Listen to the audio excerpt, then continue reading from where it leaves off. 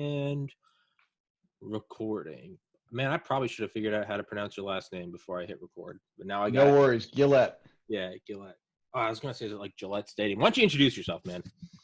Sure, I'm Adam Gillette with Accuracy in Media. We've been around since 1969 using investigative journalism and citizen activism to hold corrupt politicians and bad journalists accountable. Yeah, I was reading the description. Have you ever noticed how like Wikipedia will just openly like slander anything they don't? If you Google BitChute is a far right hate group, and I'm like, what the? No, it's just an alternative to YouTube. Our Wikipedia page reads like if all of your ex-girlfriends got together in a room, got drunk, and randomly stumbled upon an old email from you, that's our Wikipedia page. It's literally the people who hate us most, who are most opposed to the work that we do, our political enemies. And there are two editors from Wikipedia who openly monitor our page. So anytime we try to add more recent things or try to correct not just defamatory, obnoxious things, but outright lies on our Wikipedia page, they change right back. It's wild. Oh yeah. Oh dude, it's the ministry of truth. It is blossoming. But I finally got to a point. It makes me think of like the saying that I guess bombers would use in World War II. All the Americans, they would always say, you know, when you're, obviously it's not a new saying. When you're taking flak, it's good. That means you're over the target. Yes, exactly. I love that phrase. I use it all the time. If people didn't mind us, I'd be worried. Yes, that's how I take it now. When I'm like, something's getting censored, like I tried to run an ad on one of my videos the other day. For like first time I've ever run an ad, and I got it going. It was with a bunch of former Delta Force guys, and like Facebook ran that, and it's Delta Force guys openly talking about like Civil War. And I was like, okay, so it's pretty, you know, it's pretty open. I tried to do the Mitzi Perdue one about human trafficking, and they denied it twice. Wow. Yeah, that's weird. It's a little hairy. She mentions Taiwan in it, and I wonder. That's what I'm thinking. I wonder if they're taking, because anything you say Taiwan, that's flagged. But point being, taking flag means you're over the target. But exactly. Yeah, man. But yeah. Well, what else about you, man? Aside from that, I mean, you know, I can say I'm Tommy from Tommy's podcast, but I mean, I'm also a moron. I'm a friend. I play video games. Like, what else about you, dog? Sure, on most of those things, I don't play video games, but I get, I have the most fun putting smiles on the faces, putting frowns on the faces of bad people, and that's what we do. We hold politicians accountable. We hold bad journalists accountable. We hold, pop culture figures when they're behaving badly accountable. A couple months ago over the summer, do you remember when a bunch of celebrities were paying the bail money for rioters who were getting arrested for riots? Yes. Yeah, I didn't like that. I don't know what you thought of that. No, that was pretty. That was some commie horse shit. Oh, it was terrible. And I'm very sympathetic to a lot of the things that the Black Lives Matter activists want. I want to demilitarize the police. I'm for ending chokeholds. I'm for reforming qualified immunity. I'm against police unions. I'm against all public sector unions. So it's not as if I'm not on the side of what some grassroots activists want to do, but I'm not for burning down minority-owned businesses in the name of social justice. That's freaking crazy. Yeah. So all these celebrities announce on social media they're going to donate $100,000. I'm going to donate more than that.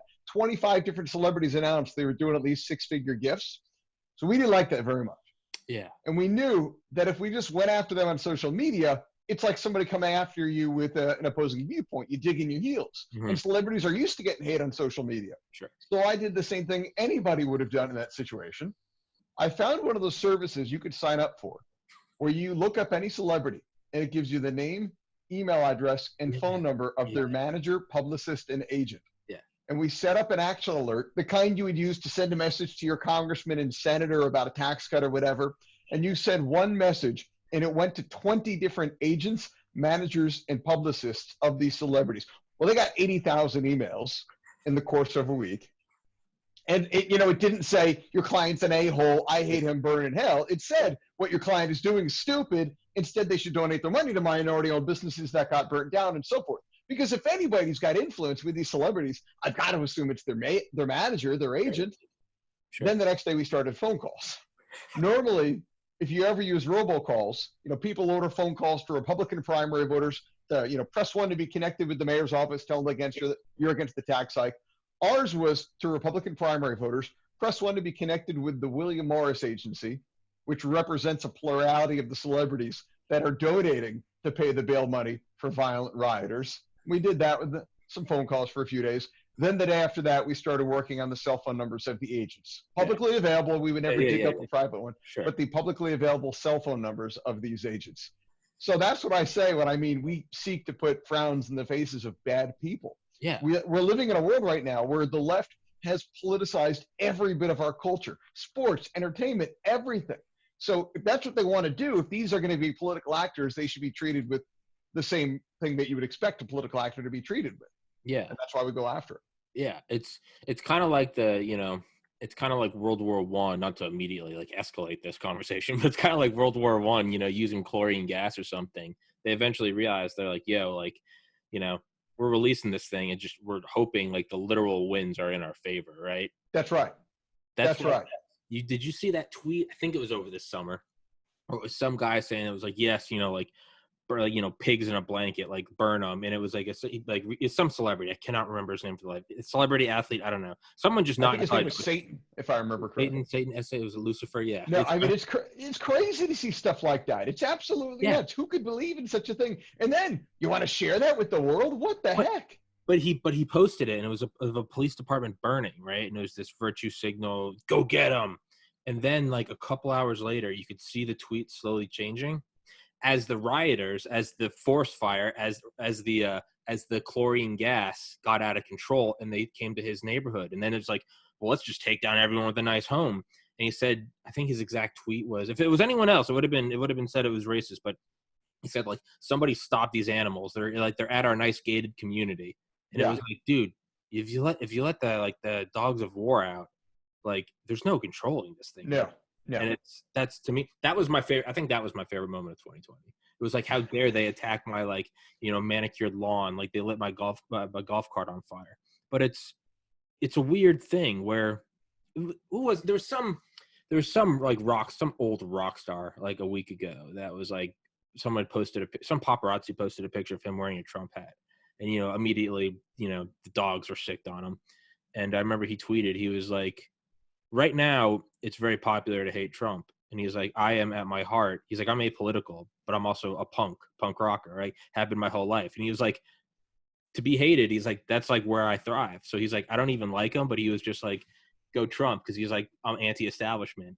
And it was like, I think it was actually a guy in the Sex Pistols. And that's exactly right. I've been saying that. Greg Gutfeld has been making that point for years, that conservatives are today's punk rockers. The left used to be all question authority, rebel, stand up against authority. Now they're like, don't question anything, do what the government tells you. The experts said this, we got to follow the rules, we're enforcing rules here. Yeah. Conservatives are the punk rockers of today. Yeah, and that's the most hilarious like plot twist of the last 4 years is, use the wrong hashtag, say the wrong pronoun, it's off with your head. Oh, they're literally book burners. They have literally become the book burners. They're out there burning Harry Potter books because they say she's transphobic. It's crazy. I want to find the mixed meetup group of the a little bit wacky, nutty Christians who hate Harry Potter because they hate witchcraft. And I want to meet them up and have the world's weirdest cocktail mixer with them and the trans rights activists who are also burning the Harry Potter books. I want to see how that goes down. How would that go down? Because you're right. Because I went to private Catholic school. Hey, there's another target on my back, right? White guy, blue eyes, American flag. Just stack it up. It was Harry Potter's bad, witchcraft, right?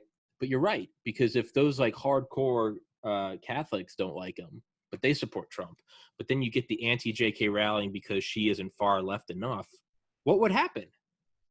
Would it I don't think would it explode? It would be like the famous Baptists and Bootleggers Coalition, where who wants alcohol to be illegal? The Baptists who don't like alcohol, and the bootleggers who are kept in business by the fact that it's illegal. Yeah, I think it might be like that in that they share the same allegiance and alliance, and they support the same sort of thing for different reasons. But in person, they'd probably hate each other to death. I don't think it would go on well. But it'd be fun as heck to watch. Yeah, because one side likes Trump, though. That I would imagine, right? The conservative Catholics. That would be interesting. That would be like a fuel air bomb. That would be. Didn't the KGB do that, where they'd set up meetings on Facebook between like BLM and then like Thin Blue Line or something, and they would. You didn't know that? I'm trying to get them on. I didn't know that, but it sounds like the greatest reality show ever. I hope it's on this fall. Vince Houghton, the curator of the National Spy Museum and the author of one of my favorite books called Nuking the Moon and Other Cold War Ideas That Stayed on the Drawing Board. Well, I'm trying to get on the podcast, and he might be. But love the Spy Museum. Yeah. Oh, yeah. But he talked about in the beginning, he was like, he's like, believe it or not, like it or not, he was like, an objective fact is like there was meddling in 2016. He's like, I've studied this all my life. That's what it is. I'm apolitical. It's like, that being said, kind of like, he's like, you have to respect your enemy. And he was like, they played a beautiful game. And he mentions that. He goes, setting up Facebook groups, sort of like, IP tracked, like FBI tracked. And it's like, yeah, this is coming from like Russia. But it's setting up BLM and Thin Blue Line. Or it's like Trans Life Matter and versus next door to like the Westboro Baptist Church. And it was just like, they were pitting these against each other just to sow discord. And I was like, well, yeah. The most wild part of all that with things like the Russian meddling is if we just kind of ignored them, their meddling is so really insignificant. Russia doesn't have that much power. Yeah, they spent like, what, $80,000 online in the 2016 election or something, as if we are to believe that $80,000 is so significant as to, really have an impact in the election. If so, what are they spending the tens of millions on if this 80,000 could have swung it? But then when the media won't stop talking about Russian meddling, like they work to do more PR work for Putin than Putin's own people ever could, the way they build him up. Meanwhile, Russia is so freaking weak. A couple of years ago, their economy had shrunk so much it was literally the size of Mexico's economy in GDP. Well, I think now nobody fears Mexico. The cartels don't fear Mexico. Nothing. Who's fearing Mexico? I love Mexico. I've been there many times, but nobody fears Mexico. Why should anyone, aside from maybe Belarus or the Ukraine, a nearby neighbor, fear Russia? We should not fear Russia, not because they're our friends, their government, but because they're no threat to anyone really. And for us to sit around overstating their significance and overstating their importance is just asinine, and it's all Putin could ever want. Yeah, it is brilliant. It's I mean, one thing I was talking, with everyone kind of freaking out about like the guys in camis and unmarked vans grabbing protesters, which hey, I'm not for. I think that's but hey, that was put in effect by who in 2012? The National Defense Authorization Act, NDAA 2012. You could suspend the writ of habeas corpus, and you didn't have to do due process. And also, in 2012 was I read it this morning, and I've always known it, but I haven't gotten the exact terminology, and now I'm already forgetting it. I think it's the Smith-Mundt, M-U-N-D-T Act of 1948, which suspended propaganda from the United States government onto American people. 3 years after the war, right? During the war, you got to, hey, we're going to take the Japs, right? You got to, sure. You're going to do it. How else are you going to do it? Yeah. But they suspended it in 1948. Why? Okay, war's over. 6 months after we formed the Air Force, the CIA, the National Security Act. So it's kind of like, hey, we got it down pat, right? That was suspended in 2012. And it's never got brought up. That they suspended the law that how 12 years, 52, after 64 years, that you can't use propaganda on U.S. citizens and on U.S. soil. That was suspended in 2012. I mean, does that not get a little hairy? Like, so what's really going on right now? I would say I would be careful about overstating the significance of them suspending it, because laws constricting government, I feel like, are largely insignificant. We could pass all the laws we want, but in reality, they don't adhere to the Constitution, which, to my knowledge, hasn't officially been suspended. They don't adhere to the Second Amendment, the 10th Amendment, any of that stuff. To suggest that, one minor law. And no one would make the case that between 1948 and 2012, there was no government propaganda. I know, right? No one's going to sit here and say, oh my gosh, things are about to get a lot worse. The government's going to start lying to us. We haven't seen that since 47. No one's going to say that. So I'm not too bothered by it. What I do know is that, similar to what you said about, them pulling protesters off the streets and that being from an Obama law of 2012, I know that if we elect Barack Obama in 2008, we're going to close Guantanamo Bay and we're going to repeal the Patriot Act. And I'm really looking forward to all that happening. I can't wait. Any day now. Any day now we're going to do it. Surely they passed the law in secret, and it doesn't take effect until next week. I'm sure. Yeah, it's right around the corner. It's true. And like, there is like cognitive dissonance. Like I'm openly more on the right. But then there is some cognitive dissonance where it's like, hey, I really don't like, and I'm not talking for you, I'm talking for myself and only myself. It's like, hey, I really don't like what he's doing in Portland. DHS grabbing guys, these ex-spec ops guys grabbing U.S. citizens. And then I kind of let it go. I'm just like, don't do that again. But the reality is I know if Biden did that and was running for re-election, I would be screaming at the top of my lungs. So it's a weird there is a cognitive dissonance. Well, I know the Republicans in the House and the Senate are dying for a Democrat president to win, or a Democrat candidate to win the presidency, so that they can become fiscal conservatives again. Yeah, I know, right? The only thing that makes Republicans in Congress fiscally conservative is a Dem in the White House. Yeah. And the amount of cognitive dissonance there is insane. Yeah. Nobody likes to talk about it. And when I bring it up with people, they get very confused. But the final 6 years of the Obama administration, largely because of the sequester, had the slowest level of federal spending increases in 100 years. Not because Boehner and Reid and Obama were fiscal hawks, but because of gridlock. And people forget that, they think that if I vote for the right person and the right person wins, good things will happen. In reality, the elections don't have the direct consequences you expect them to have. The consequences we see in our reality come from whatever random things occur.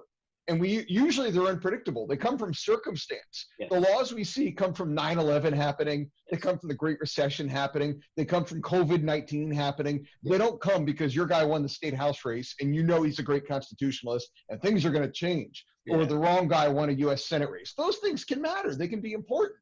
Yeah. They're pieces in the game. But the most consequential stuff comes from unpredictable circumstances. Yeah. And that's, there's, was it Trump that tweeted like a couple months ago? He was like, $2 trillion spending bill now. And I just remember I was like, hey, what?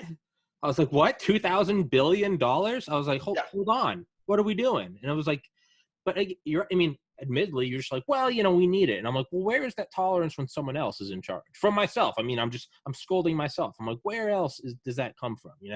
It's, yeah. Well, you want to talk cognitive dissonance. The Tea Party movement was founded in opposition to federal bailouts. Now those same people all love Trump. Trump does a massive federal bailout. I did not exactly see the Tea Party marching on Washington. Yeah. And to their credit, many of them were against federal bailouts previously when Bush was pushing them. So it's not just that it was a Republican thing. But by then, Bush had abandoned them. They were sick of the establishment. And Trump represented something that's not the establishment. But they totally looked the other way. Trump does massive bailouts. And this whole movement that was founded in opposition to bailouts, I don't see them marching on Washington. I was told, I was talking to friends of mine in 2016 and saying I kind of like, actually I'm going to probably vote for Gary Johnson, not Trump. They said if you don't vote for Trump, we're going to have trillions of dollars in federal spending. Well, I did vote for Johnson and they were right. You're absolutely right. It's terrible. You're absolutely many right. good things have happened in my opinion. Sure. Speaking as a person, an individual, not the head of accuracy in media. Trump has done a lot of things I liked. He's Sure. been much better than I expected on so many different things. Sure. But as we always see, whenever a Republican takes the presidency, federal spending increases dramatically. Yeah. As we said, the only thing that makes Republicans in D.C. conservative is fiscally conservative is a Dem in the White House. Yeah, and it's like one thing I always, just to like rein myself back, as I have on my super liberal friend Ernie, who's born in Mexico, worked in the Obama administration, worked in the Democratic Party in Georgia. I always have him on just so I can like sort of dilute myself. But one thing he brought up one time, and I try to bring up as much as I can, is like, you have to, if you can find one good thing about the quote unquote other side, you don't even have to admit it openly, but if you can just find one good thing in your mind, that is like the foot in the door that allows you to maybe find another good thing. And the one I always point to is it wasn't until the Obama administration that the U.S. government picked up the bill for the families of deceased soldiers who were returning at Dover Air Force Base, not far from here. They would pick up the bill, their flight and their hotel to come receive the flag-draped coffin of their child. Wow. Until then, you had to pay for it, right? Wow. Which I never knew. And so I try to find that. And I'm no huge, I voted for him when I was 18. I also wanted, nuclear fusion energy and no more Guantanamo, right? Sure. But I try to find that, and I try to find that in everyone. Because if I can find that, I'm like, okay, well, someone that did that clearly isn't Satan, right? That's a good thing. Or you can change it up. You can deliver it and say, did you know that Trump did this? And you say, well, no, that was Obama. So I try to do that. And there's always things that happen either from their intention or just because of circumstance. Sure. Again, Obama with the federal spending wasn't because he was a fiscal hawk. It was just because of circumstance. But those things always exist. Two of my favorites are Jimmy Carter. Jimmy Carter, one, deregulated the airline industry. I don't know how much you know about this, but before then, federal government set all the prices that the airlines could charge. And that's why, the airlines TWA and Pan Am, they competed based on the quality of service that they could give you because the prices were set by the federal government. So there was no low-cost carrier. The flight was going to cost X no matter what. But if this airline gave you an ice cream sundae and a da-da-da-da-da and this food and that thing, and then you would choose that airline over the other one. Well, Jimmy Carter came in and said, well, if we deregulate the airline industry, prices can drop dramatically. Many more Americans can afford to fly in an aeroplane. And that's exactly what happened. Also, similarly important, he deregulated and legalized home brewing. It was illegal to home brew until Jimmy Carter. So it took a Southern Baptist to get us home brewing. Yeah. See, like, again, those are things I never knew. And yeah, you gotta, I mean, it's like, okay, so if you find that, you can move forward. But I've been trying to like draw a comparison since on Thursday I had on Rob Manning, the chief engineer of NASA JPL, who's just light years smarter than me. And he said two things that got me really thinking about politics. And one was that they had two methods that they were trying to get to Mars with their most recent rover in 2011. One was it came down and then dropped it by a crane. And then another was it basically had this huge like airbag and it just rolled. And they would get so heated and get at each other's throats. And he's like, every once in a while, they'd have to like go into a room and basically the director would have to come in and be like, hey, we're all trying to go to Mars. He's like, remember that. We're trying to go to Mars. And one thing I try to think of is like, that's like left and right.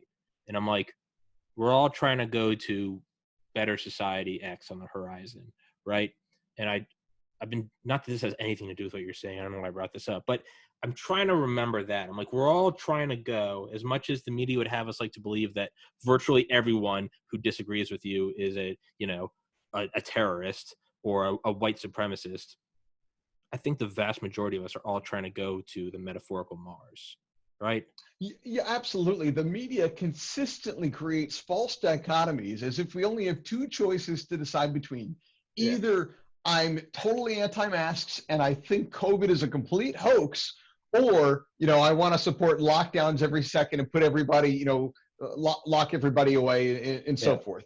They don't leave room for the world where, if you want to come out and say, you know what, I think some masks work when worn properly, other masks don't necessarily work, that we're not even allowed to have that position. Wow. You got to be on one extreme end or the other extreme end. Similarly, you've got to either be thin blue line or Black Lives Matter. There's no room for the people who are like, listen, I'm for some reforms of how police go about their business, but I'm not in favor of burning buildings to a crisp. Yeah. There's no room for that. There's no room for us. But in reality, that's, I think, where most people are. But that's less sexy for the media. They, if it bleeds, it leads is their story. So there's really no room for that, unfortunately. And the other mistake that I think all of us make, even individually, is we always think, and I've always been guilty of this, our side, our candidates, our politicians are largely just saying this stuff to get elected. We probably can't trust them. As soon as they're elected, they kind of abandon their principles anyway. I wish our side really believed like the other side did.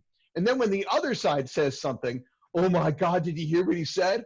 Well, I got news for you. The other side says stuff to appease their base too. Yes. The other side is just trying to fire up the base and get elected too. They don't necessarily believe the stuff they say either. But when it's something we're opposed to, oh my God, he said he was going to do X. Yeah, but our candidate said he was going to do Y, and we know he's full of it. So it is. You can only have one or the other. And but on the other hand, I kind of look at it like, one thing Rob Manning also said, the NASA guy, was like, because the moon is always tugging on the Earth and vice versa, it keeps it churning. It keeps the core churning, which, creates and sustains the magnetic field. It creates a cycle of magma flow. And in a lot of ways, aside from the sun, basically keeps the engine warm. And that's one thing I was thinking of. I was like, maybe that's what keeps the American engine warm, is this constant tug. Like, you ever take a piece of metal, like a paperclip, and bend it and the center gets hot? I wonder if that's what it is. Is there just, in my stupid mind, my simpleton way of looking at things, is it just two parties tugging and it keeps the core churning? Or is that an idyllic way to look at it and not at all? I think that's lipstick on a pig. I appreciate the honesty.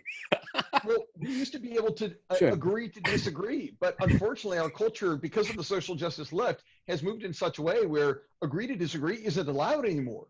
Because they convince themselves that the people who disagree with them are inherently evil. And who would agree to disagree with someone who's inherently evil?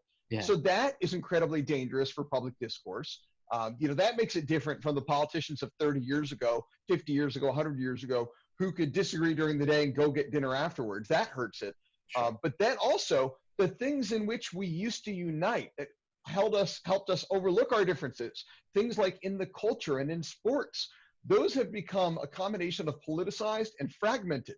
First of all, they've politicized sports. They've politicized every bit of our culture. It used to be we can go to a sporting event and hang out with a liberal because we both like the same team, and we can both, hate the conservative who likes the other team and have fun with it. But now every bit of our culture has become political. And one of the downsides of the internet and today's technology is our culture is incredibly fragmented. We all used to watch the same TV shows and listen to the same movies, and there were 13 channels, and there were only, so many options within the culture to consume content. So we could all relate in that we had all seen it.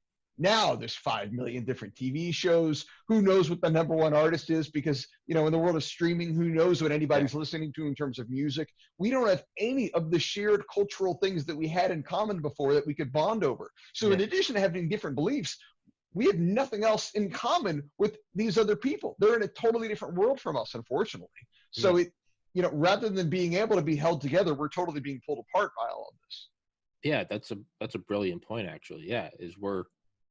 There's no, it's like, whatever, did you watch we're all in our hype. I think Duncan Trussell, the comedian, always says, calls it reality tunnels. It's like, whatever you have in here, we have different apps, we have different YouTube playlists, we have different, what am I going to watch tonight? Am I going to watch a movie about UFOs, or am I going to watch whatever, Tiger King, which I still haven't, I don't know what that is, right? But we all have are you going to listen to Post Malone, or are you going to listen to Cardi B, or whatever, the Rolling Stones, or the Sex Pistols, whatever. You can so easily just stay with platforms that not only do you like and don't challenge you creatively, culturally, ideologically, but also you can just read news outlets that reinforce your beliefs all day long and not even be aware of the other beliefs. Now, I'm not dismissing the fact that we've got a multitude of media outlets to choose from. I think that's fantastic. Sure. But at least previously, you would be forced to be exposed to some other viewpoints because that's all that was out there. Well, that doesn't happen anymore. And our media has moved in such a manner that they realize in this fragmented landscape, they know what their base is. They know what their base believes in, their core audience believes in. So they just write stories that appease that audience, whether or not it's true. The New York Times just writes stories every day. Trump did this dumb thing. Even if he didn't, and they know he didn't, simply because that's going to get more clicks than, Trump didn't do anything dumb today. Their audience wants to read Trump fell on his face. Yeah, it's like Reddit. It's the same thing on Reddit. You go to Reddit, it's the same. You can predict. I sit down after work to eat dinner, and I always pull up Reddit politics, and I just play a game with myself. I'm like, what is it going to be tonight? It's going to be this. I just go through and check them off. I'm like, of course. But to what you were saying earlier about the dichotomy, so is the move third party? And I don't know. I mean, you don't have to speak for accuracy in media. You can just speak for Adam. Do you think the move is third party? No third party has ever succeeded in the history of American politics on the presidential level. Even Lincoln, that people try to point to, wasn't a third party. The Republican Party was the second party because the Whigs had collapsed into a bunch of different parties. The Republican Party was so much the second party that the Democrats ran 2 candidates in 1860. That's how big and powerful they were at that time. Now you don't get to run 2 candidates and win, which is how Lincoln won with such a small percentage of the vote. But no, third party candidates don't win. I think the move is to hijack an existing party, and we've seen that happen time and time and time again. Conservatives, starting after the Goldwater movement, really did a great job of taking over and steering the Republican Party. And many times we've seen leftists really take hold of the Democratic Party. We saw them do it in '72 with McGovern, and they've done it again as of late. Younger people may not realize that when Clinton ran in '92, Democrats had been out of office for 12 years. Last time they were in office, they had Jimmy Carter. It didn't end well. So Clinton ran as a new Democrat. That was his phrase. He ran openly as a moderate. He said things in his State of the Union addresses like the era of big government is over. This was a Democrat saying these things. So the parties can change wildly. And the progressive left really took over the Democrat Party again in the years after Bill Clinton. We've seen that as a success story happen again and again and again in both parties. We've never seen a third party succeed. Okay. All right. Well, I'll sit back in my corner. Sorry. No, Now, dude. don't get me wrong. I vote for I third-party candidates. I happily do, but yeah, I don't think that they're going to win. yeah. No, dude. Don't apologize. I appreciate it. I'd much rather have someone tear me a new one than sit here and tell me what I want to hear, because that gets me nowhere. Why am I even doing the podcast if I'm not learning anything? Well, I'm always a believer, and this isn't exclusively true in this planet, thanks to brilliant people. But I'm always a believer that if it hasn't happened before, the odds of it happening now are rather slim. And you can't apply that to everything in life, but in sports and in politics and in so many things, you can see, well, if nobody else has ever been able to get this to work, that doesn't mean it's impossible, but it just means it's not only unlikely, it may not be the best route to go. You may want to try another route to do that. Sure. Yeah. It's but to me, I kind of look at it as like the life on Earth question. It's like, we can't find it, but it's here. You and I are talking to each other. We clearly are life on Earth. Then surely, if it's happened once, it can happen again. And I think part of me just to look at it as like, I mean, I know it's idyllic, but I'm like, you know what? Trump wasn't supposed to happen, and he did. So why can't something improbable again happen? By the way, we've hit 30 minutes. And I know I said I wouldn't keep you longer than that. Sure. I'm good to keep going, but I know you got to go. So I just wanted to let's go inform you. 5 more. Okay. 5 more. Okay. But yeah, that's how I try to look at it. I'm like, if Trump wasn't supposed to happen, but he did, right? That's true. Why can't something else happen? For better or worse, why can't something else happen that's not supposed to happen, right? Well, again, things can happen, and it's entirely possible that in the example of a third-party candidate, that could happen. But there's a limited amount of time, talent, and treasure in this world. Mm-hmm. And the people who succeed in politics, the people who succeed in sports and business, whatever else, they use those things as effectively as possible, or at least in a more effective manner than their opposition. Not because it's impossible to do other things, but you want to do what's going to be the best use of your limited resources. If we know that time and time again, ideological movements have been effective at taking over an existing party, and if we also know that time and time again, ideological movements have failed at having success in a third party, why would you go the latter strategy when you could go the former? And if you're going to bet your money on a better way that would succeed, I'd bet my money on the one that's worked time and time again, as opposed to the one that's failed time and time again. Okay. Not to say it can't happen, but just to say the likelihood of it going that route, well, heck, I'd much rather go that route. I've seen people do it so many times in recent history. Yeah, sure. Yeah, I got you. So let me just pick your brain, because I know my own thoughts, so I don't get any benefit out of me repeating mine. What do you think is going to happen for the election? Which way do you think it's going? How is it going to happen? What's going to happen after? Sure. It's still early to say, and a lot can change. If I'm betting money, I think Biden wins the popular vote by a wider margin than Hillary. And I think a couple of those swing states narrowly go for Biden, causing Trump to lose. Okay. Maybe he just happens to randomly, as a fluke, lose Florida, or he loses Pennsylvania or Ohio, or he just loses a combination of random ones like Arizona or Michigan. I think he loses a couple of those narrowly, and that it probably, as a result, goes for Biden. But it's early. It's hard to say. It's still relatively early, but I think that's where it's going. What do you think? I have that feeling. I have that feeling. I'm going to, for everyone listening, the podcast tomorrow is canceled because I got to go register to vote. It's the last day to vote, but it's the last day to go register here in Maryland. So, but yeah, it feels like it's swinging towards Biden. It does. And I never would have said that in February. I would have thought that Biden would have had no chance. I would have thought Bernie could maybe win, sure, but Biden, I would have thought no chance. It feels like there's something. It's like, as much as I don't want to I don't see it. I guess the way I look at it is, it's not so much that I see Trump losing as I don't definitively see Biden losing. It used to be not that I thought Trump was going to win so much as I was sure Biden would lose. I don't think that anymore. And furthermore, again, if something crazy can happen, like Trump winning in 20, where it's like, what the, why can't the inverse happen? Why can't everyone so sure that Trump is going to bulldoze him?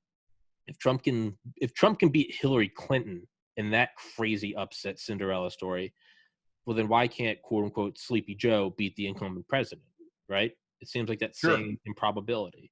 And a lot of people make the point that historically, this election is very similar to many other ones we've seen, especially post-World War II, where the party out of power nominates a candidate, probably more of a centrist, who almost looks presidential. He's basically a poor man's president. You think of Bob Dole in '92. You think of Mitt Romney in 2012. You know, both parties have nominated Michael Dukakis, I'm sorry, not Dukakis, but McGovern in 84. What's his name in 84? Who won one state, his home state? I don't know why I can't remember it. No, I was thinking the billionaire in the 90s, Ross Perot, not him. No. No. I can't remember. McGovern was 72, and in 84, I forget who the Democrats had, but he only won his home state of Minnesota, got clobbered in every other state. The party out of power consistently nominates a poor man's president, and that person always loses. Biden fits the mold of a poor man's president more than anybody else, and he's a bit of a centrist like those candidates as well. So in a normal year, I would think he would get his clock clean. Yeah. But because of COVID and because of the riots, and because I think Trump personally handled both those things from a PR point of view, forget policy, PR point of view, I think he handled those things relatively poorly, the way most voters view it. I think that causes him to lose. Obviously, re-elections are really, referendums on the incumbent more so than they're about the challenger, which has allowed Biden to stay in his bunker for a month. We were joking that if Biden comes out of his bunker and sees his shadow, does that mean 4 more years of Trump? Like, what are the rules on that?